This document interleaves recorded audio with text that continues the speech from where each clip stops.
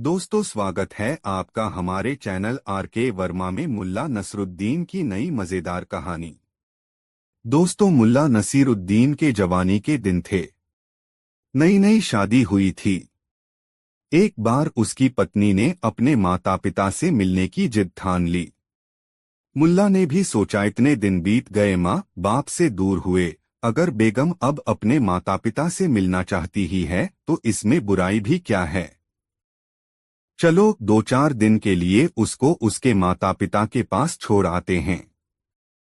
जी भर जाएगा तो आ जाएगी। ऐसा सोचकर मुल्ला नसीरुद्दीन अपनी बेगम को ससुराल पहुंचाने चला गया। जब वह अपनी बेगम को ससुराल पहुंचाकर वापस लौटने लगा, तब साले व ससुर दोनों ने ही उसे रात को ससुराल में ही रुक जाने को कहा। ससुराल के लोग मुल्ला नसीरुद्दीन को समझाने लगे, देखो बेटा, यहाँ से तुम्हारे घर जाने के रास्ते में खतरे ही खतरे हैं। 2 कोस का जंगल है और 1 फरलांग का कब्रिस्तान। ये दोनों तुम्हारे घर की राह में हैं। जंगल में चोर डाकू छिपे रहते हैं और राहगीरों से लूटपाट करते हैं। कब्रिस्तान और उसके आसपास का इलाका नशेड़ियों का अड्डा है।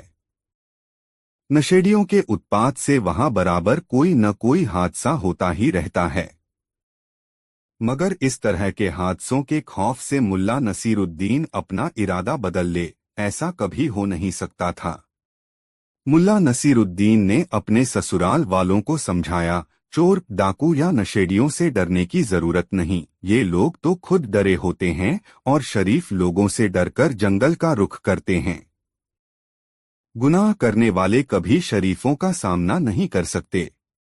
वे ऐसे ही लोगों को अपना शिकार बनाते हैं जिन पर उनका खौफ हावी हो जाता है। यदि चोर डाकुओं के भय से हम चलना फिरना छोड़ दें तो दुनिया का व्यापार ही रुक जाएगा। आप लोग घबराएं नहीं, मुझे जाने दें। मेरा विश्वास करें, चोर डाकू मेरा कुछ नहीं बिगाड़ सकेंगे। बहुत कहने के बाद भी जब मुल्ला नसीरुद्दीन ससुराल में रुकने को तैयार नहीं हुआ, तब भारी मन से ससुराल वालों ने उसे जाने की इजाजत दे दी। मुल्ला नसीरुद्दीन उनसे विदा लेकर अपने घर के रास्ते पर चल पड़ा। चलते चलते रात हो आई। जब वह जंगल के पास पहुंचा तब मध्य रात्रि का समय था। उसने देखा 4-5 लोगों का एक झुंड हाथ में कुछ गठरियां लेकर उसके आगे आगे चला जा रहा है। वह चुपचाप चलता रहा। उसने उस झुंड के बारे में अनुमान लगाया, शायद ये सभी राहजन हों।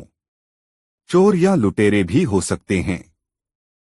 ऐसा सोचता हुआ वह चलता रहा उनके पीछे। रात गहरा रही थी और जंगल से झींगों का शोर उभर रहा था, झन झन झन। इस झंझनाहट में उसके कदमों की आहट दब जाती थी। इस तरह चलता हुआ मुल्ला नसीरुद्दीन कब्रिस्तान के करीब पहुंचा। तब जाकर कहीं उस झुंड में शामिल लोगों को उसके कदमों की आहट मिली। चौंक कर उन लोगों ने पीछे पलटकर देखा। एक की नजर मुल्ला पर पड़ी और उसने अपने साथियों को सतर्क किया, देख रे शिकार। झुंड में शामिल लोग सीधे पलट गए और मुल्ला नसीरुद्दीन की ओर दौड़ पड़े। मुल्ला नसीरुद्दीन को स्थिति भांपते देर नहीं लगी।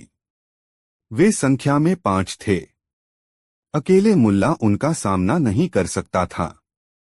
मुल्ला ने अपना रुख कब्रिस्तान की ओर कर लिया और झाड़ियों की ओट लेता हुआ वह एक ताजा खुदी कब्र के पास चला आया। चोरों के आने की आहट नजदीक होती जा रही थी। मुल्ला ने कब्र में छिपने का निर्णय ले लिया और बिना कुछ सोचे वह कन्न में उतरकर मुर्दे की तरह लेट गया। चोर कब्र के पास पहुंच चुके थे। मुल्ला उनके बतियाने की आवाज सुन रहा था। अरे, अभी तो यहीं दिखा था मुझे, एक चोर की आवाज सुनाई पड़ी। यहां तो कोई नहीं है। तुम्हें भ्रम हुआ होगा, दूसरी आवाज सुनाई पड़ी। नहीं, मुझे भ्रम नहीं हुआ। मेरी आंखें धोखा नहीं खाती। तुम लोग मेरा यकीन करो। मुझे तो उसके लिबास से ऐसा लग रहा है कि वह बहुत मालदार शिकार था। खोजो उसे। जाने न पाए पहले वाले चोर की आवाज मुल्ला ने सुनी। तभी एक तीसरी आवाज भी मुल्ला के कानों में पड़ी, अरे यह तो ताजा खोदी गई कब्र है, इसमें तो कहीं वह नहीं छिप गया। मुल्ला ने सोचा कि लो अब तो पकड़े गए, मगर उसने हौसला बनाए रखा, देखे अब क्या होता है। छिटकती चांदनी में उसने देखा 5 लोग कब्र के भीतर झांक रहे हैं। मुल्ला ने मन ही मन कुछ फैसला किया और भर्राई आवाज में बोला, अरे मेरी नींद में खलल डालने की जुर्रत किसने की। उसकी आवाज सुनकर चोरों की रूह कांप गई। उनमें से एक ने हिम्मत की और पूछा, तुम कौन हो और कब्र में क्या कर रहे हो। मुल्ला ने गुर्राती आवाज में कहा, कब्र में मुर्दे क्या करते हैं। मैं एक नौजवान था जो अकाल मौत मरा। मेरी रूह को सुकून नहीं मिला, जिसके कारण मैं कब्र से निकलकर चैन की तलाश करता हूँ और थककर फिर इस कब्र में आकर सो जाता हूँ। तुम लोगों ने मेरी नींद खराब की है, इसकी सजा तुम लोगों को मिलनी चाहिए। मुल्ला की इतनी बातें सुनते ही चोर घबरा गए और अपने हाथ की गठरियां कब्र में फेंकते हुए चिल्लाए, भागो भूत। मुल्ला ने कब्र में इत्मीनान से बैठकर गठरियां बटोरी और उन्हें टटोलकर अनुमान लगाया कि एक में जेवरात हैं और दूसरे में पैसे रुपए आदि। वह चोरों के भागने की आहट सुनता रहा। जब चोरों के भागने की आहट आनी बंद हो गई तब वह अपने स्थान से उठा और गठरियों के साथ कन्न से निकला और मस्त चाल में अपने घर की राह पर चल पड़ा। घर पहुंचकर उसने गठरियों को खोलकर देखा। गठर प्लस लियो में कीमती जेवरात, स्वर्ण मुद्राएं और कीमती शेरवानी, सलवार, साड़ियां, लहंगे आदि थे। मुल्ला नसीरुद्दीन ने कपड़ों को सलीके से सहेजा, साड़ियों और लहंगे अलग किए। दूसरे दिन शेरवानी और सलवार आदि को अपने ससुर व साले के लिए अलग अलग थैले में रखा तथा साड़ी व लहंगे को सास, साली और अपनी बेगम के लिए अलग अलग थैले में रखकर एक घोड़ा किराए पर लिया और अपनी पत्नी से मिलने ससुराल चल पड़ा। इतनी जल्दी दामाद की वापसी की उम्मीद उसके ससुराल वालों को नहीं थी। ससुर ने मुल्ला को प्यार से अपने साथ घर में ले जाते समय कहा, भी बेटे इतनी जल्दी क्या थी, अभी तो मैं अपनी बेटी को जी भर के देख भी नहीं पाया हूँ। मुल्ला नसीरुद्दीन ने सहज हंसी हंसते हुए कहा, अरे ससुर जी आप घबराए नहीं, मैं बेगम को वापस ले जाने नहीं आया हूँ बल्कि आप लोगों के लिए कुछ सौगात लाया हूँ, जो मुझे कल ही देना चाहिए था मगर कल न सही आज सही। इसके बाद मुल्ला ने ससुर और साले को उनके लिए लाई थैलियां पकड़ा दीं। अपने लिए दामाद द्वारा लाए गए बहुमूल्य कपड़े देखकर मुल्ला के ससुर साले खुश हो गए। सास और साली भी अपने लिए मुल्ला के लाए सौगात से प्रसन्न हुई। बेगम तो खुशी के मारे उछलने लगी, आज मेरे शौहर ने मेरे मायके में मेरी नाक ऊंची कर दी। ऐसा सोचते हुए वह मुल्ला से मिलने पहुंची तो मुल्ला ने उसे जेवरों और लहंगे की थैली देते हुए कहा, लो बेगम, यह सौगात तुम्हारे लिए है। बेगम को अपनी आंखों पर यकीन नहीं हो रहा था। मुल्ला नसीरुद्दीन से इतने कीमती उपहार की उसने कभी आशा नहीं की थी। उसने संशय में पड़कर मुल्ला से पूछा, इतने कीमती उपहार तुम लाए कहाँ से? मुझे तो आशा नहीं थी। हाँ बेगम, आशा तो मुझे भी नहीं थी मगर आसमानी उपहार तो कब्र में भी पहुंच जाता है, सो पहुंच गया। ज्यादा कुछ मत सोचो, बस यह बताओ तुम्हें उपहार पसंद आए? हाँ बहुत बहुत अच्छे गहने हैं, लहंगा भी बहुत सजीला है, चटक रंग का, बेगम ने कहा। और तुम जब पहनोगी तब इनका रंग और खिल उठेगा, मुल्ला ने कहा। उसकी यह बात सुनकर बेगम मुल्ला के सीने से लग गई। शाम को जब मुल्ला अपनी ससुराल से अपने घर के लिए किराए के घोड़े पर सवार हुआ तब ससुराल वालों ने उसे न तो चोर का खौफ जताया और न लुटेरों का। वे तो बस मुल्ला नसीरुद्दीन के घोड़े की टाप सुनते रहे। दोस्तों वीडियो को एक लाइक जरूर कर दे। दोस्तों मुल्ला नसीरुद्दीन की नोकदार टोपी, लंबा चोगा, पतली लंबी दाढ़ी, चमकदार छोटी आंखें, तीखी नाक, मुस्कुराते होंठ और उसकी सादगी मिलजुल कर उसके व्यक्तित्व को मुग्धकारी बना देते थे। एक बार मुल्ला एक गांव से गुजर रहा था। जब वह उस गांव के मध्य में पहुंचा तो देखा ग्रामीणों ने सूरजमुखी के फूलों की खेती कर रखी है। गांव के मध्य से होकर गुजरने वाली नदी के दोनों किनारों पर दूर तक खेतों का सिलसिला था, जिसमें सूरजमुखी के पीले दमकते फूलों की फसल लहलहा रही थी। फूलों के इस मनोरम दृश्य ने मुल्ला नसीरुद्दीन को अपने आकर्षण की डोर में बांध सा लिया। मुल्ला नसीरुद्दीन ने फैसला किया कि वह इस गांव में कुछ दिन रहेगा और सूरजमुखी के फूलों के सौंदर्य को निहारा करेगा। मुल्ला नसीरुद्दीन ने उस गांव की मस्जिद में जाकर अपना डेरा जमा लिया। नमाज पढ़ने के लिए गांव के लोग मस्जिद में आए और मस्जिद में मुल्ला को देखा तब उन्होंने मान लिया कि मुल्ला कोई पहुंचा हुआ इंसान है। गांव में चर्चा होते देर नहीं लगी कि मस्जिद में खुदा का एक ऐसा बंदा रह रहा है जिसके चेहरे पर ऐसा जलाल है जिस पर निगाहें नहीं ठहरती। बस यह समझ लो कि खुदा का नूर टपकता है उस शख्स के चेहरे से। हंसता है तो बिजलियां सी चमकने लगती हैं। बोलता है तो सरगम के स्वर निकलते हैं। मुल्ला नसीरुद्दीन इन बातों के बारे में कुछ जानता ही नहीं था।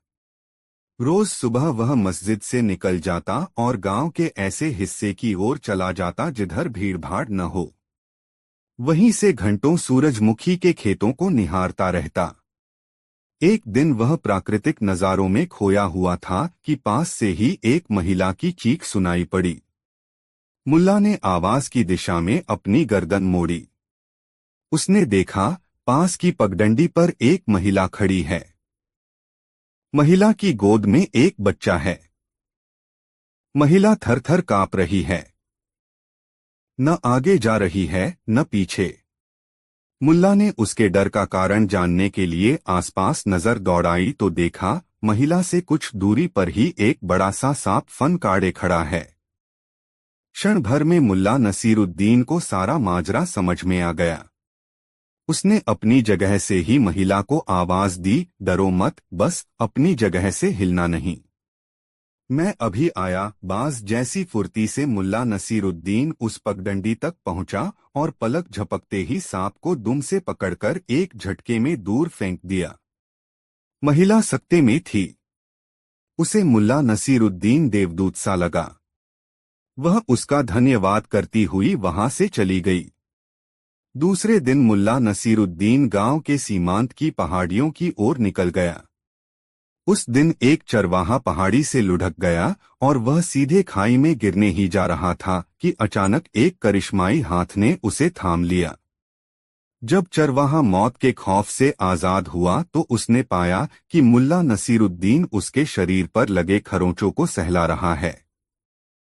मुल्ला नसीरुद्दीन ने उसको सचेत होते देखकर कहा, ऊंचाई पर चलने वाले को निचाई की अवहेलना नहीं करनी चाहिए। इतना कहकर मुल्ला नसीरुद्दीन गांव की तरफ लौट गया। तीसरे दिन मुल्ला नसीरुद्दीन मछलियों की जलक्रीड़ा देखने के इरादे से पहाड़ी नदी की ओर चला गया। नदी के पास पहुंचकर उसने अपने लिए बैठने की अच्छी सी जगह तलाशी जहां से वह पहाड़ी नदी की छिछली तेज धारा में कल्लोल करती नन्ही मछलियों के झुंड को देख सकता था। वह ऐसी जगह पर बैठा था जहां से 10 कदम की दूरी पर ही एक खड्ड जैसी संरचना थी जहां से यह छिछली पहाड़ी नदी झरने की तरह गिरती थी। मुल्ला नसीरुद्दीन झरने का मंजर तो नहीं देख सकता था मगर पानी गिरने का शोर उसे सुनाई पड़ रहा था। नदी की पथरीली सतह के ऊपर बहता पारदर्शी पानी और उसमें धारा के उल्टी दिशा की ओर तैरने की जद्दोजहद करता मछलियों का झुंड उसके आकर्षण का केंद्र था। उसे लग रहा था कि मनुष्य का समाज भी वक्त के तेज सैलाब में इसी तरह अपनी मंजिल की चाह में धारा के विरुद्ध चलने की जद्दोजहद करता रहता है। किसी किसी को मंजिल मिल पाती है और बाकी वक्त के बहाव के आगे पस्त होकर नियति का शिकार बन जाते हैं। जैसे इस नदी की नियति है झरना बनकर गिर जाना। मछलियां भी जब धारा के विरुद्ध तैरने के प्रयास से थक जाएंगी तो इनकी भी नियति वही होगी जो नदी की है। नदी की धारा और मछलियों की जलक्रीड़ा में जीवन का फलसफा देखने में वह इतना मग्न था कि वह यह नहीं देख पाया कि उससे थोड़ी ही दूरी पर एक महिला नदी पार करते समय गिर पड़ी और नदी की तेज धारा में अपने को संभाल नहीं पाई, बहने लगी। महिला बहुत तेज स्वर में चीखी, बचाओ। महिला की चीख सुनकर मुल्ला नसीरुद्दीन की तंद्रा टूटी। उसने देखा कि एक महिला नदी के पानी में बही जा रही है। नदी का पानी इतना छिछला था कि उसमें किसी के डूबने की आशंका नहीं थी। मुल्ला नसीरुद्दीन सतर्कता से पानी में उतरा और 3-4 कदम चलकर महिला की सीध में खड़ा हो गया। महिला दूसरी बार चीखी, बचाओ, और मुल्ला नसीरुद्दीन ने झुककर महिला का हाथ पकड़ लिया। महिला पानी के तेज बहाव में बहते बहते अचानक ठहर गई। उसने देखा मुल्ला नसीरुद्दीन उसे थामे खड़ा है। मुल्ला के सहारे महिला खड़ी हुई और मुल्ला नसीरुद्दीन को धन्यवाद कहते हुए अपने गंतव्य की तरफ बढ़ गई। इस पहाड़ी गांव के भोले भाले बाशिंदों के बीच चर्चा होने लगी। इस गांव के किसी भी आदमी पर जब कोई आफत आती है तब एक नोकदार टोपी वाला जवान अचानक प्रकट हो जाता है और आफत टल जाती है। 3 दिन 3 घटनाएं। तीनों घटनाओं में किसी की जान बचाने के लिए एक नोकदार टोपी वाला शख्स लोगों के सामने प्रकट होता है और संकट की घड़ी टल जाती है। गांव में जिधर देखिए उधर नोकदार टोपी वाले की चर्चा। तीसरे दिन मुल्ला नसीरुद्दीन ने पानी में बहती हुई जिस स्त्री को बचाया था वह उस गांव के मुखिया की पत्नी थी। उसने तो मुखिया से यह जाकर कहा कि वह पानी में बहते हुए झरने में गिरने ही वाली थी कि नोकदार टोपी वाले ने अपना हाथ इतना लंबा कर लिया कि मुझको पकड़ सके और ऐन वक्त पर उसने मुझे पकड़ लिया, नहीं तो मेरी हड्डी पसली एक हो चुकी होती। दूसरे दिन मुल्ला नसीरुद्दीन ने पहाड़ी पर फिसले जिस चरवाहे को बचाया उसने चर्चा फैला दी कि पहाड़ी की चोटी पर खड़े एक नोकदार टोपी वाले ने वहीं खड़े खड़े हाथ बढ़ाकर बीच पहाड़ी से फिसलने पर मुझे लपक लिया।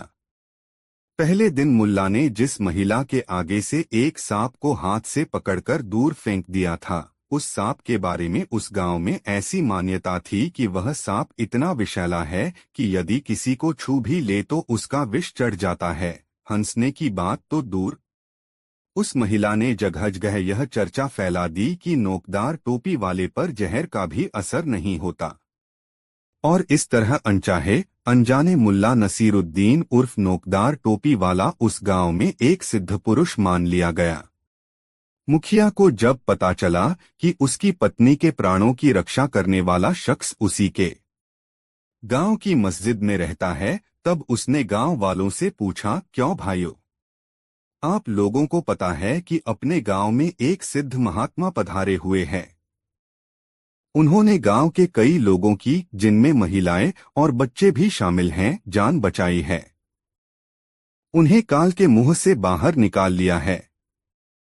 हाँ, शायद आप नोकदार टोपी वाले जनाब की बात कर रहे हैं। हाँ, वही। जब ऐसा सिद्ध और उपकारी पुरुष हमारे गांव में मौजूद है तब उसके प्रति हम लोगों का भी तो कुछ कर्तव्य बनता है। चलिए हम सब मिलकर उन्हें कुछ चढ़ावा चढ़ाएं। गांव वालों ने हामी भरी। गांव भर में चंदा एकत्रा कर मुखिया गांव के कुछ चुनिंदा लोगों के साथ शाम ढलने के बाद मस्जिद पहुंचा। मुल्ला नसीरुद्दीन उस वक्त सोने की तैयारी में था। गांव वालों को आया देख मुल्ला नसीरुद्दीन उठकर बैठ गया। उसकी समझ में नहीं आया कि आखिर माजरा क्या है। ये लोग जमात बनाकर मस्जिद में मेरे पास क्यों आए हैं? क्या ये लोग मुझे मस्जिद से निकाल बाहर करना चाहते हैं? मगर मुल्ला के सामने जब मुखिया ने चढ़ावे की थैली रखी और कहा, है सिद्ध पुरुष, हम ग्रामीणों की तरफ से यह छोटी सी भेंट स्वीकार कीजिए, तब मुल्ला के मन का भय दूर हुआ। उसने समझ लिया कि गांव के भोले भाले लोग उसे सिद्ध पुरुष समझ रहे हैं। मन से निश्चल मुल्ला नसीरुद्दीन ने तय किया कि वह इन लोगों के सामने अपनी हकीकत बयान करेगा ताकि उसे लोग आम इंसान ही समझें, सिद्ध पुरुष नहीं। इस निश्चय के बाद मुल्ला ने कहा, भाइयों, मुझे आप लोगों का मिलने आना बहुत अच्छा लगा। मेरा नाम मुल्ला नसीरुद्दीन है। मैं बुखारा से आया हूँ।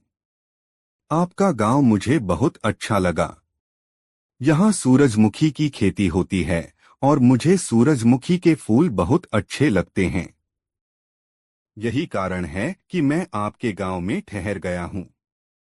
आप पर सभी से गुजारिश है कि आप लोग मुझे सिद्ध महात्मा की श्रेणी में नहीं रखें। मैं आप लोगों जैसा ही इंसान हूँ जिसे भूख लगती है, प्यास लगती है और जो अपनी भूख मिटाने के लिए आपकी तरह की काम करता है। इसलिए मुझे चढ़ावा या भेंट देने की भी आवश्यकता नहीं है।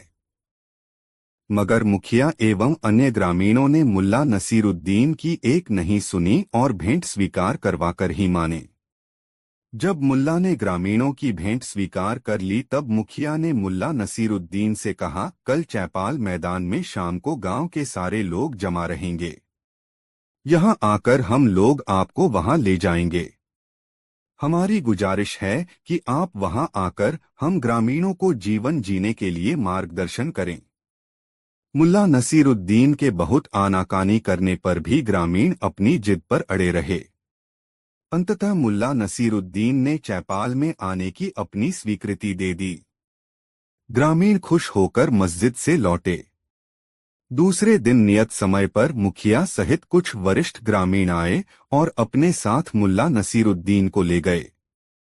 चैपाल मैदान में मुल्ला नसीरुद्दीन के लिए एक मंच बनाया गया था जिस पर बैठकर मुल्ला उपदेश दे सके।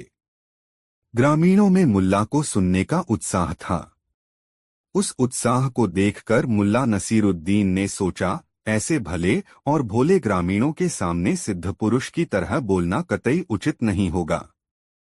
मुखिया की घोषणा के कारण उसे मंच पर जाना पड़ा और जब उसे बोलने के लिए आमंत्रित किया गया तब वह मंच पर खड़ा हो गया तथा ग्रामीणों से मुखातिब होते हुए उसने पूछा, भाइयों, आप लोग धर्म के बारे में कुछ जानते हैं? ग्रामीणों ने तत्काल उत्तर दिया, नहीं। मुल्ला नसीरुद्दीन ने निराशा से सिर हिलाते हुए कहा, फिर मैं क्या बोलूं जब आप लोग धर्म के बारे में कुछ जानते ही नहीं। और इतना कहकर मुल्ला नसीरुद्दीन मंच से उतर गया तथा लंबे डग भरता हुआ मस्जिद की ओर चल पड़ा। भोले भाले ग्रामीण उसे रोकने का साहस नहीं कर पाए। मुल्ला नसीरुद्दीन के जाने के बाद मुखिया ने गांव के बुजुर्गों के साथ मंत्रणा की कि किसी भी तरह कल फिर मुल्ला नसीरुद्दीन को उपदेश देने के लिए बुलाया जाए। इसके साथ ही यह भी तय हुआ कि जब मुल्ला नसीरुद्दीन पूछे कि आप लोग धर्म के बारे में कुछ जानते हैं तो सब स्वीकार करें कि हाँ, हम धर्म के बारे में कुछ जानते हैं। और यह सच भी है कि हर आदमी अपने अपने धर्म के बारे में कुछ जानता अवश्य है। इस मंत्रणा के बाद लोग मुल्ला के पास गए। उसे चौपाल में आने के लिए राजी कर चैपाल मैदान वापस ले आए। दूसरे दिन पुनः उसी मंच पर मुल्ला नसीरुद्दीन उपस्थित हुआ और लोगों से पुनः वही सवाल किया, आप लोग धर्म के बारे में कुछ जानते हैं? लोगों का तयशुदा जुमला हवा में उछला, हाँ, हम धर्म के बारे में जानते हैं। मुल्ला नसीरुद्दीन ने ग्रामीणों पर एक गंभीर दृष्टि डाली और कहा, जब आप लोग धर्म के बारे में जानते ही हैं तब मैं क्या बोलूं? मेरे कुछ बोलने का फायदा भी क्या? इतना कहकर मुल्ला नसीरुद्दीन मंच से उतर गया और लंबे डग भरता हुआ मस्जिद की ओर लौट गया। ग्रामीणों में फिर मंत्रणा हुई। इस बार तय हुआ कि सब लोग चलकर मुल्ला को कल प्रवचन देने के लिए तैयार करें। कल जब मुल्ला अपना सवाल पूछें कि आप लोग धर्म के बारे में कुछ जानते हैं तो आधे लोग बोले जानते हैं और आधे लोग बोले नहीं जानते हैं। लोग मस्जिद गए। कल मंच पर उपस्थित होने के लिए मुल्ला को मनाया और अपने घरों को लौट गए। तीसरे दिन मुल्ला नसीरुद्दीन जब मंच पर उपस्थित हुआ तब फिर उसने अपना पुराना सवाल पूछा, आप लोग धर्म के बारे में कुछ जानते हैं? जवाब में आधे ग्रामीणों ने कहा, हाँ जानते हैं, और आधे ग्रामीणों ने कहा, नहीं जानते हैं। मुल्ला नसीरुद्दीन ने एक मोहक हंसी के साथ लोगों से कहा, भाइयों, आप में जो लोग धर्म के बारे में जानते हैं, वे उन लोगों को धार्मिक बातें सिखा दें जो धर्म के बारे में नहीं जानते हैं। मेरे कुछ भी बोलने की कोई जरूरत नहीं। और मुल्ला नसीरुद्दीन मंच से उतर गया। उस दिन ग्रामीणों ने कोई मंत्रणा नहीं की और उस दिन मुल्ला नसीरुद्दीन भी मस्जिद की तरफ नहीं लौटा। उस गांव के लोग अब भी मानते हैं कि मुल्ला नसीरुद्दीन कोई अलौकिक पुरुष था जो अपना काम करके अलोप हो गया। दोस्तों, कहानी कैसी लगी कमेंट में जरूर बताएं। 3 मुल्ला नसीरुद्दीन शाहतबियत इंसान था। उसकी शाहखर्ची और अलमस्ती देखकर लोग अपनी हैरत कुछ इस कदर बयां करते, गजब है यह मुल्ला नसीरुद्दीन भी। जेब में भले ही चिल्लर भी न हो मगर खर्च करने से बाज नहीं आता। इसे तो बादशाहत नसीब होनी चाहिए थी। मुल्ला नसीरुद्दीन अपनी जीवन शैली के कारण हर दिल अजीज बन गया था।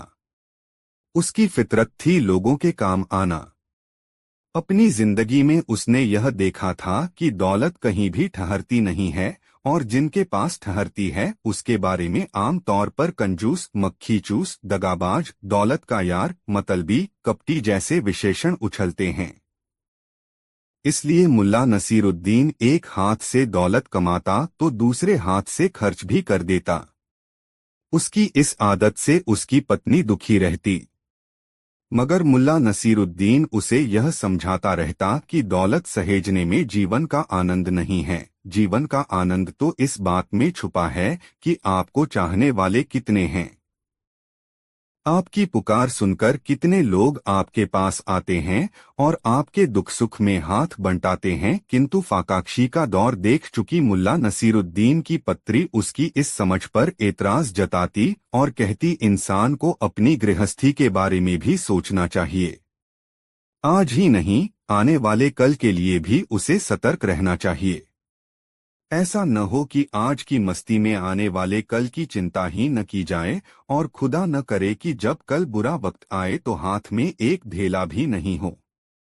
अर्थात दौलत के मुद्दे पर मुल्ला और मुल्ला की पत्नी के बीच मतभेद था।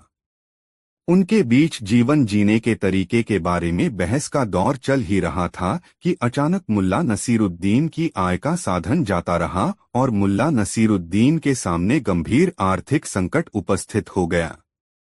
हालात ऐसे बिगड़े कि मुल्ला नसीरुद्दीन को मेहनत मजदूरी करके अपनी और अपनी पत्नी की उदरपूर्ति का साधन जुटाना पड़ा। मुल्ला नसीरुद्दीन इस फाकाक्षी के दौर में भी अपनी शाहखर्ची पर काबू नहीं रख पाया। जो भी कमाता उसे खर्च करने में उसे कोई संकोच नहीं होता। उसकी पत्नी कल की चिंता में दुबली होने लगी। एक दिन मुल्ला नसीरुद्दीन को जंगल में पेड़ काटने का काम मिला। एक पेड़ काटने के एवज में उसे 1 सेर चावल व 2 पैसे नकद मेहनताना मिलना तय हुआ, बशर्ते कि वह पेड़ की डालियों को काटकर तने से अलग कर दे। भले ही इस काम में उसे 1 दिन लगे या 10 दिन। मुल्ला नसीरुद्दीन ने उत्साह के साथ कुल्हाड़ी उठाई और चल दिया जंगल की ओर, जैसे वह कोई जंग जीतने जा रहा हो। जंगल पहुंचकर मुल्ला ने ऐसा पेड़ तलाशा जिसका तना सीधा हो और डालियां भी सीधी हों। संयोग ही था कि उसे सीधे तने और सीधी डालियों वाला एक पेड़ जल्दी ही मिल गया। दिन ढलने से पहले ही मुल्ला ने पेड़ काटकर गिरा दिया और उसकी डालियां काटकर सीधा तना अलग कर दिया। अपना काम पूरा कर चुकने के बाद मुल्ला ठेकेदार के पास पहुंच गया। उसे दिन ढलने से पहले आया देखकर ठेकेदार ने उससे पूछा, अरे नसीरुद्दीन, तुम इस वक्त यहाँ? हाँ, अपनी मजदूरी लेने आया हूँ, मुल्ला नसीरुद्दीन ने अपनी दाढ़ी सहलाते हुए ठेकेदार से कहा। तो क्या तुम पेड़ काटकर आ रहे हो? अविश्वास भरे शब्दों में ठेकेदार ने पूछा। हाँ, मुल्ला नसीरुद्दीन ने विश्वास भरी नजरों से ठेकेदार को देखते हुए कहा। जैसे कहा था वैसे ही कटा? ठेकेदार ने मुल्ला नसीरुद्दीन से पूछा। हाँ, मुल्ला नसीरुद्दीन ने फिर हामी भरी। मगर ठेकेदार को मुल्ला नसीरुद्दीन की बातों पर यकीन नहीं हुआ। उसने कहा, अच्छा चलो मुझे दिखाओ तुमने कैसे पेड़ काटा है और डालियां कैसे सजाई हैं। मुल्ला नसीरुद्दीन को भला क्या एतराज होता। उसने ठेकेदार के साथ जंगल का रुख कर लिया। ठेकेदार जब जंगल पहुंचा तो कटा हुआ पेड़ देखकर बहुत खुश हुआ। मुल्ला नसीरुद्दीन ने ठीक वैसे ही पेड़ काटा था जैसा वह चाहता था। खुश होकर ठेकेदार ने मुल्ला को 2 की जगह 4 पैसे दिए और 1 की जगह 2 सेर चावल। मुल्ला के लिए यह बहुत था। घर में पत्नी के सिवा और कोई सगा संबंधी तो था नहीं, इसलिए मुल्ला ने सोचा इतना चावल दोनों पति पत्नी के लिए कुछ दिनों की जरूरतें पूरी कर देगा। घर पहुंचकर मुल्ला ने पत्नी को चावल का थैला थमाते हुए कहा, आज पुलाव बना लो, मैं घी और गोश्त लेकर आता हूँ। मजदूरी में 4 पैसे भी मिले हैं, मैं 2 पैसे लेकर जाता हूँ और ये 2 पैसे तुम रख लो। जब कोई जरूरत हो खर्च कर लेना। मैं समझता हूँ कि 1 पैसे का घी और 1 पैसे का गोश्त काफी होगा। मैं अपने दोस्तों को भी बुला लूंगा। बहुत दिन हुए किसी को हमने खिलाया नहीं। इतना कहकर मुल्ला नसीरुद्दीन ने अपनी पत्नी को 2 पैसे दे दिए और खुद झोला लेकर सामान खरीदने निकल गया। गोश्त और घी लेकर मुल्ला जल्दी ही घर लौट आया और पत्नी से कहा, तुम पुलाव पकाओ, मैं अपने दोस्तों को बुलाने जा रहा हूँ। मुल्ला के जाने के बाद उसकी पत्नी ने सोचा कि इस आदमी का दिमाग नहीं बदला। इतनी बुरी हालत में भी फिजूल खर्ची की आदत नहीं गई। आखिर क्या जरूरत आ गई दोस्तों को दावत देने की। अच्छा, आने दो दोस्तों को, खिलाती हूँ पुलाव। उसने गोश्त और घी छुपाकर रख दिया और खुद रसोई में बैठकर रोने लगी। जब मुल्ला नसीरुद्दीन अपने 4 दोस्तों के साथ अपने घर लौटा तब पत्नी को विलाप करते पाया। मुल्ला चकित होकर अपनी पत्नी को देखते हुए सोचने लगा, अरे क्या हुआ इसे, अभी तो भली चंगी थी, अब ऐसे रो रही है कि मानो दुखों का पहाड़ टूट पड़ा हो इस पर। ऐसा सोचते हुए मुल्ला नसीरुद्दीन ने उससे पूछा, अरे क्या हुआ तुम्हें, इस तरह बिल्ख बिल्ख कर क्यों रो रही हो, होना क्या है। तुम दोस्तों को बुला लाए हो, इधर जो पुलाव मैंने पकाया था उसे बिल्ली खा गई। उसकी पत्नी ने रुआसी आवाज में मुल्ला से कहा।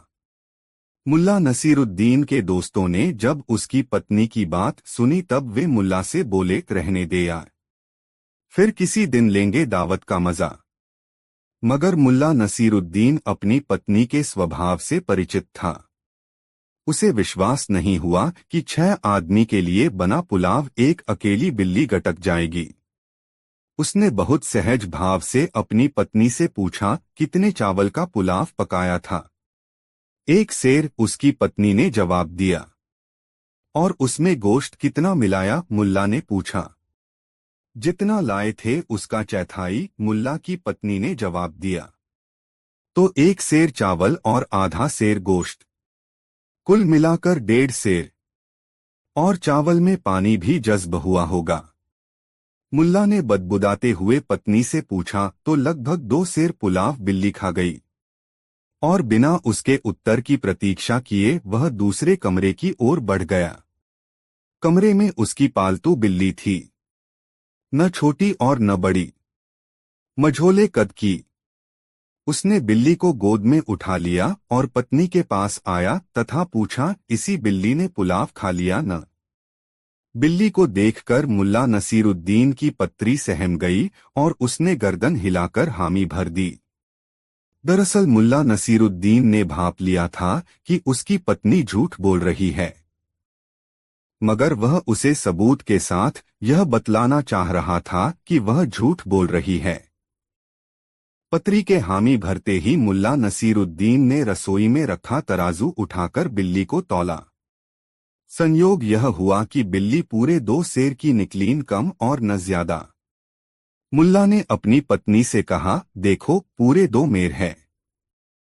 अगर यह बिल्ली है तो बताओ कि पुलाव कहाँ है। और अगर यह पुलाव है तो बताओ कि बिल्ली कहाँ गई? मुल्ला के सवाल से उसकी पत्री घबरा गई। उसने सच कबूल कर लिया कि उसने अभी तक पुलाव पकाया ही नहीं। मुल्ला ने बिना बिगड़े बहुत शालीनता के साथ अपनी पत्नी से कहा, बेगम, अब पुलाव बना ही दो ताकि मेरे दोस्त यहाँ से तुम्हारे हाथ के बने पुलाव का जायका याद करते हुए जाएं। इसके बाद मुल्ला नसीरुद्दीन की पत्नी ने पुलाव पकाया। मुल्ला नसीरुद्दीन ने अपने दोस्तों के साथ पुलाव का मजा लिया। जब उसके दोस्त जाने लगे तब मुल्ला नसीरुद्दीन ने कहा, दोस्तों, यदि बिल्ली ने पुलाव नहीं खाया होता तो इस पुलाव का वह मजा ही नहीं मिलता जो हमें मिला। मैं तो इस पुलाव का जायका भूलने वाला नहीं। मुल्ला नसीरुद्दीन की बात सुनकर उसके दोस्त हंस पड़े और हंसते हुए विदा हुए। दोस्तों के जाने के बाद मुल्ला नसीरुद्दीन ने अपनी पत्नी को बहुत प्यार से समझाया, बेगम, किसी को खिलाने से कुछ कमता नहीं, लोगों की दुआ मिलती है। किसी को खिलाकर जो सुख मिलता है उसका आनंद ही कुछ और है। मेरा तो मन पुलकित हो उठता है जब दो चार लोग साथ खाने वाले मिल जाते हैं। उसकी बात सुनकर उसकी पत्नी अपने किए पर बहुत शर्मिंदा हुई और भविष्य में कभी भी ऐसा नहीं करने का वचन मुल्ला नसीरुद्दीन को दिया। वह अपनी पत्नी की बात सुनकर गुनगुनाने लगा, खाने वाले हम हैं, खिलाने वाला वो। दोस्तों, वीडियो को एक लाइक जरूर कर दे। चार चाबी की खोज नई मजेदार कहानी। मुल्ला नसीरुद्दीन के कारनामों की दूर दूर तक चर्चा होने लगी थी। उसे कुछ लोग बहुत पहुंचा हुआ इंसान मानने लगे थे तो कुछ सिद्ध पुरुष की संज्ञा देने लगे थे। ऐसे सिद्ध पुरुष की जिसकी उलझलूल सी लगने वाली हरकतों में भी जीवन का कोई गूढ़ रहस्य छिपा होता है। उसकी प्रसिद्धि का आलम यह था कि नौजवान उसकी नकल कर नोकदार टोपी पहनने लगे थे। कोई उसकी नकल कर गधे पर उल्टा सवार होता तो कोई उसकी सादगी और सरलता को आत्मसात करने का प्रयास करता। लेकिन मुल्ला नसीरुद्दीन इन सब बातों से बेखबर एक आम आदमी की तरह मेहनत मशक्कत करता और उससे मिलने वाली रकम से अपना और अपनी पत्नी का पेट भरता। न तो उसे कुछ बचाने की चिंता सताती और न ही धन कमाने की लिप्सा से वह पीड़ित होता। अलमस्ती उसकी फितरत थी। बड़ी से बड़ी समस्या आने पर भी मुल्ला के चेहरे पर शिकन किसी ने नहीं देखी। समस्याओं को वह समस्या की तरह लेता भी नहीं था। जोखिम उसे कभी जोखिम नहीं लगी। सहजता और सरलता, मासूमियत और निश्चलता मुल्ला नसीरुद्दीन की पहचान थी। लोग कहने लगे थे कि मुल्ला नसीरुद्दीन अपने जीवन में इतना तपा है कि उसके मन के सारे कलुष मिट गए हैं। एक दिन मुल्ला नसीरुद्दीन की विद्वत्ता और बुद्धिमत्ता की चर्चा सुनकर एक धनवान व्यक्ति उससे मिलने आया। दुआ सलाम के बाद उस धनवान व्यक्ति ने मुल्ला नसीरुद्दीन से कहा, मेरा नाम आलम है। खुदा ने मुझे इतनी दौलत दी है कि मैं चाहूँ तो सोने की सिल्लियों से अपने रहने के लिए मकान बना सकता है, मगर इतना धन होने के बाद भी मुझे चैन नहीं है। हमेशा मेरा मन अशांत रहता है। मैंने आपके बारे में बहुत कुछ सुना है। लोग आपको सिद्ध पुरुष मानते हैं, इसीलिए मैं आपके पास दामन फैला आया है। आप चाहें तो मुझे संकट से उबार सकते हैं। मुझे बताएं कि मेरी समस्या का समाधान कैसे होगा। मुल्ला नसीरुद्दीन, जो अब तक उस धनाढ़ व्यक्ति की बात सुन रहा था, थोड़ा संकुचित हुआ और झेंपते हुए बोला, जनाब, आपको जरूर कोई गलतफहमी हुई है। मैं कोई ज्ञानी ध्यानी नहीं है। मैं एक साधारण आदमी हूँ। मेहनत मजदूरी कर अपना परवरिश करता हूँ। नहीं नहीं, ऐसा नहीं कहें। मैंने सैकड़ों लोगों से आपकी तारीफ सुनी है। आप मेरी समस्या का समाधान सुझा सकते हैं, इसीलिए मैं आपके पास आया हूँ। आप मुझे निराश नहीं करें। धनाढ़ व्यक्ति ने अपनी गुजारिश से मुल्ला नसीरुद्दीन को निरुत्तर सा कर दिया। अजीब उलझन में पड़ गया मुल्ला नसीरुद्दीन। वह नहीं चाहता था कि लोग उसे ज्ञानी ध्यानी मानकर विशेष सम्मान देने लगें। वह तो सहजता में जीवन जीने का हिमायती था। यह बात जरूर थी कि जीवन की उलझनों ने उसे इतना तर्जा दे दिया था कि अब कोई समस्या उसे समस्या नहीं लगती थी। उसका विश्वास था कि कोई भी समस्या ऐसी नहीं होती जिसका समाधान नहीं हो। धनाढ्य व्यक्ति के बार बार गिड़गिड़ाने पर मुल्ला नसीरुद्दीन ने कहा, कितनी विचित्र बात है कि आप जिस समस्या का समाधान चाहते हैं वह समस्या आपने मुझे अब तक बताई ही नहीं। धनवान व्यक्ति, जिसका नाम आलम था, मुल्ला के इस कथन से थोड़ा लज्जित हुआ और विनम्रता से बोला, मुल्ला साहब, मैंने आपको बताया है कि मेरे पास बहुत दौलत है, फिर भी मुझे चैन नहीं मिलता। आप मुझे बताएं कि मुझे चैन कहाँ मिलेगा? मुझे आत्मिक सुख और शांति कैसे नसीब होगी? मुल्ला नसीरुद्दीन ने मुस्कुराते हुए आलम की तरफ देखा और कहा, ठीक है जनाब, मैं आपको जवाब दूंगा, मगर आज नहीं, उचित अवसर आने पर। आप अपना पता बता दें और उचित समय का इंतजार करें। आलम ने समझ लिया कि मुल्ला नसीरुद्दीन से अब इस प्रसंग में कुछ भी कहना उचित नहीं है, इसलिए वह उसे अपना पता बताकर वहां से लौट गया। मुल्ला नसीरुद्दीन भी अपनी सामान्य दिनचर्या में लग गया। इसी तरह कुछ दिन बीत गए। आलम को लगने लगा कि मुल्ला नसीरुद्दीन उसकी बात का जवाब देना नहीं चाहता। चूंकि बेचैनी उसका स्वभाव था, इसलिए वह प्रायः ऐसे भी सोचता, न जाने मुझसे कौन सी खता हो गई है कि मुल्ला नसीरुद्दीन की कृपा दृष्टि मुझे नहीं मिल पाई। एक दिन शाम को आलम अपने घर के सामने की सड़क से गुजर रहा था। उसने देखा मुल्ला नसीरुद्दीन एक पेड़ के नीचे कुछ तलाश कर रहा है। आधा बदन झुकाए मुल्ला नसीरुद्दीन कभी बाएं, कभी दाएं, कभी आगे, कभी पीछे चहलकदमी करता हुआ बेचैन हो रहा था। मुल्ला नसीरुद्दीन को बेचैनी की स्थिति में कुछ तलाशते देख आलम खुद बेचैन हो उठा, यह जानने के लिए कि आखिर मुल्ला नसीरुद्दीन का क्या खो गया है जिसकी तलाश वे इस कदर बेचैन होकर कर रहे हैं। आलम तुरंत मुल्ला नसीरुद्दीन के पास पहुंच गया और उसे सलाम करते हुए पूछा, जनाब, आपका कुछ खो गया मालूम पड़ता है। क्या खोया है, मुझे बताएं ताकि मैं भी उसकी तलाश में आपकी मदद करूं। मेरी चाबी खो गई है। जेब में थी, जेब से गिर गई।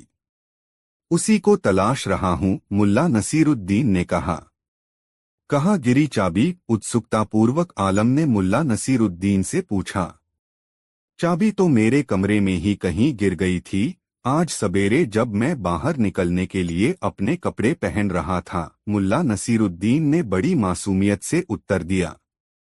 अरे, कमाल है, चाबी गिरी आपके कमरे में और आप तलाश रहे हैं यहाँ? चैंक कर आलम ने मुल्ला नसीरुद्दीन से कहा।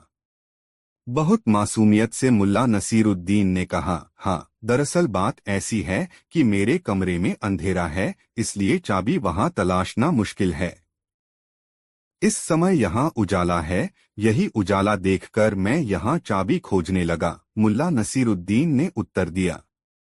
आलम को मुल्ला नसीरुद्दीन का यह उत्तर अटपटा लगा। उसने बड़ी बेबाकी के साथ मुल्ला नसीरुद्दीन से कहा, जनाब, मैं तो आपको एक सिद्ध पुरुष मानता था, समझता था कि आप बड़े बुद्धिमान हैं, मगर आप अभी जो काम कर रहे हैं वैसा तो कोई मूर्ख भी नहीं करेगा। अदना से अदना आदमी भी यह समझता है कि कोई वस्तु जहां गिरी है वहीं से मिलेगी। ऐसा तो हो ही नहीं सकता कि चाबी गिरे कमरे में और चाबी मिले पेड़ के तने के पास मुख्य सड़क पर। आलम की बात सुनकर मुल्ला नसीरुद्दीन जोरों से हंसने लगा, बिल्कुल बावलों की तरह, और हंसते हंसते बोला, आलम, आप तो मेरी तरह ही हरकतें कर रहे हैं। सुख और शांति सद्भाव और निश्चितता में है, लेकिन आप उसकी खोज धन से करना चाहते हैं। धन से कभी सुख और शांति किसी को नसीब हुई है? मुल्ला नसीरुद्दीन की बात सुनकर आलम को अचानक याद आ गया कि एक दिन उसने मुल्ला नसीरुद्दीन से जानना चाहा था कि उसे सुख और शांति कैसे नसीब होगी, और मुल्ला ने जवाब दिया था, उचित अवसर आने पर बताऊंगा। आलम समझ गया कि चाबी की खोज महज एक बहाना था। उसे सही प्रयास की दिशा बताने के लिए ही मुल्ला नसीरुद्दीन ने चाबी खोजने का नाटक किया है। वह स्वतः मुल्ला नसीरुद्दीन के कदमों पर लौट गया और कहा, धन्य हुआ मैं, आपने मेरी उलझन दूर कर दी। दोस्तों, यह वीडियो अपने मित्रों को जरूर शेयर करें। 5 जादूगर मुल्ला नसीरुद्दीन मजेदार कहानी। मुल्ला नसीरुद्दीन जब बुखारा में था तब उसकी शोहरत बुलंदियों पर थी। बुखारा के अमीर लोग मुल्ला नसीरुद्दीन की मोहब्बत पसंद करते थे। जब कभी किसी रईस के घर कोई दावत होती तो वहां से मुल्ला नसीरुद्दीन का बुलावा अवश्य आता। मुल्ला नसीरुद्दीन भी ऐसी दावतों में जाना पसंद करता था क्योंकि इससे कई तरह के लोगों से मिलना जुलना हो जाता था और आसपास घटित हो रही घटनाओं की जानकारी भी मिल जाती थी। एक दिन मुल्ला नसीरुद्दीन को बुखारा के एक बड़े रईस ने अपने घर दावत पर बुलाया। रईस के घर उसके पोते ने जन्म लिया था। पोते के जन्म से रईस बहुत खुश था। उसने बड़ी शान से पोते के जन्म का जश्न मनाने का फैसला किया था।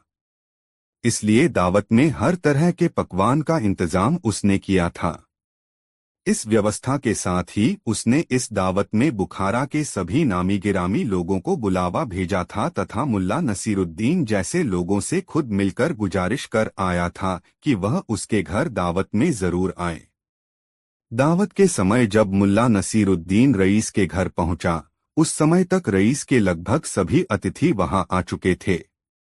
अतिथियों के बीच मुल्ला नसीरुद्दीन अपनी पतली लंबी दाढ़ी और अपनी नोकदार टोपी के कारण सबके आकर्षण का केंद्र बना हुआ था। लोग चैड्डियों में खड़े बातें कर रहे थे। रईस के आग्रह पर दावत आरंभ हुई। दावत के दौरान रईस ने अपनी दौलत का हर संभव प्रदर्शन किया था। सोने की थाली, चांदी के कटोरे, सोने के चम्मच का दावत के दौरान भरपूर उपयोग हुआ था। मुल्ला नसीरुद्दीन के आगे वाली पांत में भोजन करने के लिए एक नीली शेरवानी वाला आदमी बैठा हुआ था। मुल्ला नसीरुद्दीन ने देखा कि उसने सोने का एक चम्मच, जिसके बेंट पर हीरे जड़े हुए थे, अपने बाएं हाथ से उठाया और इधर-उधर देखते हुए उस चम्मच को चुपके से शेरवानी की बाईं जेब के हवाले कर दिया। यह काम उसने इतनी चालाकी से किया था कि उसकी इस हरकत का उसके पास बैठे लोगों को भी अंदाज नहीं लगा। मुल्ला नसीरुद्दीन उस व्यक्ति पर अपनी निगाहें टिकाए रहा। जब पांत में बैठे लोगों का भोजन समाप्त हो गया, तब मुल्ला नसीरुद्दीन अपनी जगह से उठा और अपनी दाढ़ी सहलाता हुआ बड़े ही नाटकीय ढंग से बोला, अजीज दोस्तों, मैं मुल्ला नसीरुद्दीन हूँ। कुछ दिन पहले मैं चीन के एक जादूगर का मेहमान था। मैंने जादूगर से कुछ रोचक और रोमांचक जादू सीखी है। खुशी के इस मौके पर मैं चाहता हूं कि आप लोगों को अपना जादू दिखाऊं। लोगों को भला क्या एतराज हो सकता था। सबने एक स्वर से मुल्ला नसीरुद्दीन को जादू दिखाने के लिए कहा।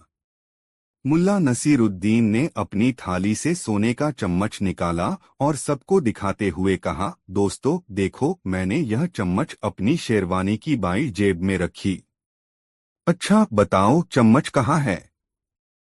सबने कहा, आपकी शेरवानी की बाईं जेब में। मुल्ला नसीरुद्दीन ने तपाक से कहा, गलत। फिर उसने दावत देने वाले रईस से कहा, जनाब, आप जरा नीली शेरवानी वाले महाशय की शेरवानी की बाईं जेब में हाथ डालकर देखें। मुझे लगता है कि चम्मच वही है। रईस ने नीली शेरवानी वाले की बाईं जेब में हाथ डाला तो उसके हाथ में चम्मच आ गया। सबने मुल्ला नसीरुद्दीन की कला का स्वागत ताली बजाकर किया, लेकिन नीली शेरवानी वाला शख्स मुल्ला नसीरुद्दीन से आंखें भी नहीं मिला पाया। दोस्तों, वीडियो को एक लाइक जरूर कर दे। 6 जांबाज मुल्ला नसीरुद्दीन मजेदार कहानी। मुल्ला नसीरुद्दीन बगदाद जा रहा था। रास्ते में वह एक सराय में रुका। सराय में कुछ अफीमची पहले से डेरा जमाए हुए थे। जब मुल्ला नसीरुद्दीन पर उनकी नजर पड़ी तो उन्होंने उसे अपनी चैकड़ी में शामिल कर लिया। पहले तो उनके बीच सामान्य शिष्टाचार की बातें हुईं। फिर धीरे धीरे बातूनी अफीमचियों की बनाई। मुल्ला नसीरुद्दीन के पास उनकी बातें सुनने के अलावा कोई चारा नहीं रहा। उन अफीमचियों में एक व्यक्ति सुल्तानी सेना का सिपाही था। उसने हाकना शुरू कर दिया है। दोस्तों, आज मैं तुम लोगों के बीच हूं। यह तुम लोगों के लिए किस्मत की बात है। जानते हो क्यों? इसलिए कि मैं एक ऐसा सिपाही हूं जिसकी वीरता की गूंज आज भी सुल्तानी सेना में बरकरार है। 5 साल पहले जो युद्ध हुआ था उसकी चर्चा तुम लोगों ने सुनी होगी। उस युद्ध में मैं भी लड़ा था। एक दिन दुश्मनों के सैकड़ों सिपाहियों ने मुझे घेर लिया। मैं जरा भी नहीं डरा। अपने दोनों हाथों में तलवार लेकर मैं दाएं बाएं, आगे पीछे चकर घिन्नी की तरह तलवार चलाता रहा और दुश्मनों की गर्दनें कटती रहीं। कचा छपाक खच। थोड़ी देर में ही दुश्मन सेना के सारे सिपाहियों की लाशें युद्धभूमि में बिछ गई। मुल्ला नसीरुद्दीन अब तक उस सिपाही की बातें बड़े गौर से सुन रहा था। उस सिपाही के चुप होते ही मुल्ला नसीरुद्दीन ने अपनी दाढ़ी सहलाते हुए कहा, मैंने भी एक बार दुश्मन सेना के सिपाही के दोनों पैर तलवार के एक ही प्रहार से उड़ा दिए थे। खचाक। मुल्ला नसीरुद्दीन ने तलवार चलाने का अभिनय करते हुए कहा। अफीमचियों की तंद्रा अचानक टूटी और वे मुल्ला नसीरुद्दीन की तरफ अचरज भरी नजरों से देखने लगे। उनमें से एक ने मुल्ला नसीरुद्दीन से पूछा, क्यों भाई, तुमने सिर क्यों छोड़ दिया? पैर क्यों काट दिए? इसमें कोई राज की बात है तो बताओ। राज की बात क्या खाक होगी? मुल्ला नसीरुद्दीन ने हंसते हुए कहा, अरे भाइयों, मैंने दुश्मन के दोनों पैर इसलिए काटे थे कि उसके सिर पहले ही धड़ से अलग किए जा चुके थे। मुल्ला नसीरुद्दीन की बात सुनकर सभी हंसने लगे। उनको हंसता छोड़कर मुल्ला नसीरुद्दीन अपने कमरे में चला आया। दोस्तों, कहानी कैसी लग रही कमेंट में जरूर बताएं। साथ दोस्तों, एक दिन की बात है, न जाने कहां से एक सन्यासी मुल्ला नसीरुद्दीन के गांव में आ गया। वह जीवों की रक्षा का उपदेश देता हुआ गांव की गलियों में घूमता रहा। उसे इस गांव के लोग बहुत सहज, सहिष्णु और उदार लगे, इसलिए उसने कुछ दिन उस गांव में ही गुजारने का निश्चय किया। हालांकि गांव वालों को किसी सिद्ध सन्यासी से व्यवहार करने का शऊर नहीं था, फिर भी सन्यासी द्वारा इच्छा प्रकट करने पर सफुद्दीन ने अपने घर के बाहर का कमरा बिना किसी हिचक के उस सन्यासी को दे दिया। सफुद्दीन पिछले 3 वर्षों से कमर की दर्द से परेशान था और इस दर्द के कारण वह थोड़ा लचककर चलता था। उसकी शारीरिक परेशानी को भांपकर सन्यासी ने सफुद्दीन से कहा, पुत्रा, मैं तो 2-4-10 दिन में चला जाऊंगा, किंतु जाने से पहले तुम्हें तुम्हारे कमर दर्द से अवश्य छुटकारा दिला जाऊंगा। शायद भगवान ने इसीलिए मुझे तुम्हारे गांव भेजा है। सफुद्दीन ने सन्यासी की बात पर ध्यान नहीं दिया। उसने सोचा कि यह सन्यासी उसे प्रभावित करने के लिए ऐसी बातें कह रहा है। मगर सन्यासी ने उसे बैठने और लेटने की कुछ मुद्राएं बताईं, जिससे सफुद्दीन को अप्रत्याशित रूप से लाभ महसूस हुआ। सन्यासी के प्रति उसका विश्वास स्वतः गहराने लगा। 2-3 दिनों में ही सफुद्दीन ने महसूस किया कि यह सन्यासी लोभी नहीं है और वह अंधविश्वास भी फैलाना नहीं चाहता है। वह तो केवल जीवों पर दया करने का उपदेश देता है और इस उपदेश में कोई बुराई नहीं है। गांव में धीरे धीरे चर्चा हो गई कि एक सन्यासी सफुद्दीन के घर ठहरा हुआ है। वह लोगों के रोग कुछ विशेष मुद्राओं में बैठाकर ठीक कर देता है। बात मुल्ला नसीरुद्दीन तक भी पहुंची और एक दिन मुल्ला नसीरुद्दीन भी सन्यासी से मिलने आ गया। उसने सन्यासी को बताया कि वह भी इसी गांव में रहता है और उसका नाम मुल्ला नसीरुद्दीन है। सन्यासी ने मुल्ला नसीरुद्दीन को प्यार भरी निगाहों से देखते हुए कहा, मुल्ला नसीरुद्दीन, मैं तो एक सन्यासी हूं और मेरे लिए सभी समान हैं। मैं जीव मात्रा से नेह रखता हूं और जीवों के प्रति दया भाव के लिए प्रचार कर रहा हूं। सन्यासी की बात सुनकर मुल्ला नसीरुद्दीन ने कहा, बहुत अच्छा काम कर रहे हैं आप। जीवों से मनुष्य को बहुत लाभ है। कभी कभी तो जीव मनुष्य के लिए जीवन रक्षक का काम करते हैं। एक बार एक मेंढे ने मेरी जीवन रक्षा की थी। आपके उपदेश में बहुत बल है। सन्यासी उसकी बातों से बहुत खुश हुआ।